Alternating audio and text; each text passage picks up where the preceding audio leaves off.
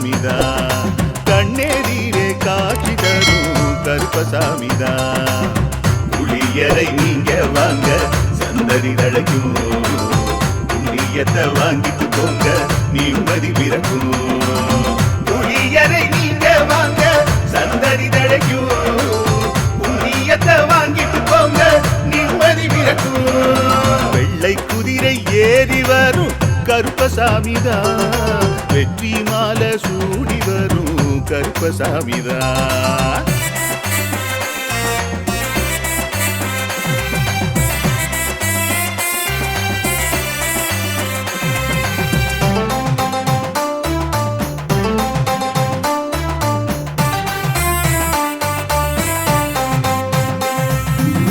ராமரோட பரம்பரை தானே புளியரை கருப்பசாமி.